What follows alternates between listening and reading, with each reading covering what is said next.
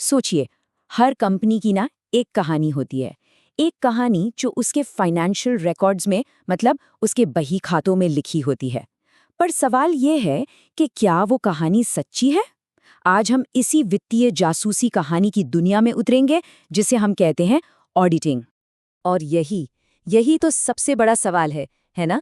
क्योंकि देखिए, जब इन्वेस्टर्स, मालिक, यहाँ तक कि सरकारें भी किसी कंपनी पर अपना पैसा और भरोसा लगाती हैं, तो उन्हें ये जानना तो होगा ही कि जो नंबर उन्हें दिखाए जा रहे हैं वो सच भी हैं या सिर्फ एक कहानी। तो इसका जवाब ना एक बहुत ही सिंपल सी बात से शुरू हुआ, सुनना। यकीन मानिए, ऑडिट शब्द की जड़ें बहुत पुरानी हैं। ये एक लैटिन शब्द ऑडियर से आया है, जिसका सीधा मतलब है टू हियर या सुनना। पुराने जमाने में होता ये था कि जब मालिकों को कोई शक होता था तो वो एक ऐसे आदमी को बिठा देते थे जो अकाउंटेंट के हिसाब किताब को बस गौर से सुनता था। और बस यहीं से एंट्री होती है हमारी कहानी के हीरो की, हमारे फाइनेंशियल डिटेक्टिव की, जिसे हम कहते हैं ऑडिटर। तो ऑडिटर वो जासूस है जिसका काम है इस पूरे फाइनेंशियल पजल को सुलझाना और सच को सामने लाना। तो आप समझ रहे हैं, जो काम कभी सिर्फ खातों को सुनने तक सीमित था, आज वो एक बहुत ही कॉम्प्लेक्स और प्रोफेशनल जांच बन चुका है। अच्छा, तो चलिए जरा इसकी पूरी जर्नी देखते हैं कि ये यहाँ तक पहुंचा कैसे। तो सफर शुरू हुआ सुनने से, फिर 1494 में लुका पाचोली की डबल एंट्री बुक कीपिंग वाली किताब आई जिसने इसे एक सिस्टम दिया।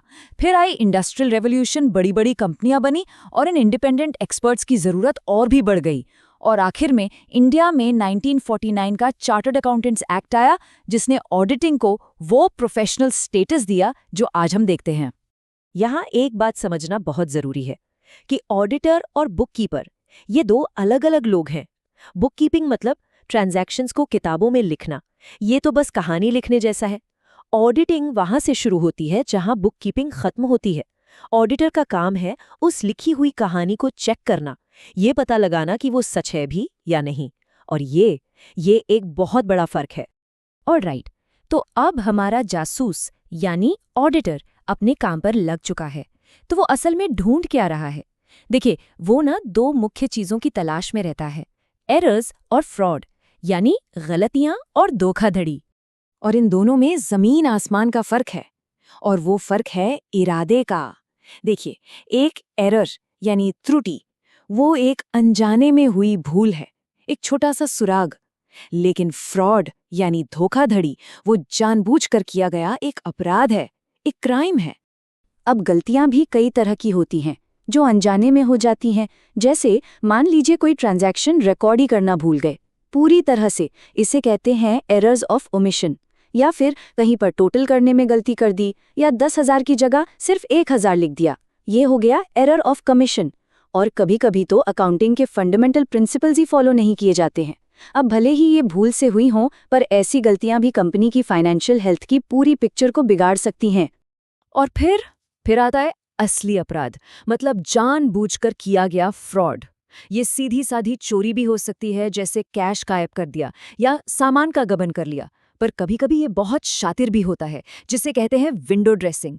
ये एक ऐसा खेल है जहां कंपनी को असल से कहीं ज्यादा बेहतर दिखाने के लिए जानबूझकर खातों से छेड़छाड़ की जाती है।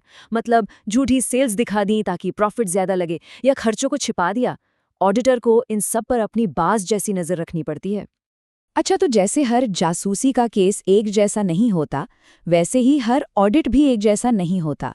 केस के नेचर के हिसाब से ऑडिट के तरीके और उसके प्रकार भी बदल जाते हैं। सबसे कॉमन है इंडिपेंडेंट ऑडिट। जैसा कि नाम से ही पता चल रहा है, इसमें कंपनी के बाहर से एक क्वालिफाइड प्रोफेशनल, एक इंडिपेंडेंट ऑडिटर को लाया जाता है। ये ऑडिटर इन्वेस्टर्स, ओनर्स और बैंक्स जैसे सभी स्टेक होल्डर्स के लिए खातों की जांच करता है। और इसका सबसे बड़ा फायदा, एक अनबायस्ड, बिल्कुल निष्पक्ष नजरिया। इसके बाद आता है इंटरनल ऑडिट। इसे आप कंपनी का अपना इंटरनल हेल्थ चेकअप भी कह सकते हैं। ये अक्सर कंपनी के अपने ही एम्प्लॉयज करते हैं। उनका काम ये देखना होता है कि कंपनी के अंदर सारे रूल्स, रेगुलेशंस और प्रोसेसेस ठीक से फॉलो हो रहे हैं या नहीं। बेसिकली ये मैनेजमेंट को कंपनी को बेहतर तरीके से चलाने में मदद करता है। और तीसरा है गवर्नमेंट ऑडिट, मतलब जनता के पैसे का हिसाब।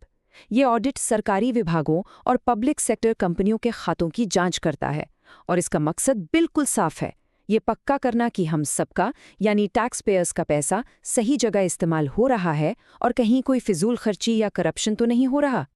तो महीनों की कड़ी जांच, हर सुराग का पीछा करने और सारे सबूतों को खंगालने के बाद अब वक्त आता है हमारे फाइनेंशियल डिटेक्टिव के अंतिम फैसले का, और ये फैसला सामने आता है ऑडिटर्स रिपोर्ट की शक्ल में। लेकिन रुकिए, यहाँ एक बहुत बड़ी मिसकंसेप्शन है जिसे दूर करना जरूरी है। कई लोगों को लगता है कि ऑडिटर का काम सिर्फ फ्रॉड पकड़ना है। जी नहीं, ऑडिटर का प्राइमरी ऑब्जेक्टिव, उसका मुख्य काम हर एक धोखाधड़ी को पकड़ना नहीं, बल्कि फाइनेंशियल स्टेटमेंट्स पर अपनी एक प्रोफेशनल और इंडिपेंडेंट राय देना है। क्या ये स्टेटमेंट्स कंपनी की ट्रू एंड फेयर यानी सच्ची और निष्पक्ष तस्वीर दिखा रहे हैं या नहीं? स्पाइसर और पेगलर की ये परिभाषा ना इस पूरी बात को बहुत अच्छे से समझाती है कि ऑडिट का मकसद ये है कि ऑडिटर खुद को सैटिस्फाई कर सके कि जो बैलेंस शीट है वो बिजनेस की एकदम ट्रू एंड फेयर व्यू दे रही है, मतलब एक सच्चा और निष्पक्ष नजरिया। और यही ऑडिटर की सबसे बड़ी जिम्मेदारी है।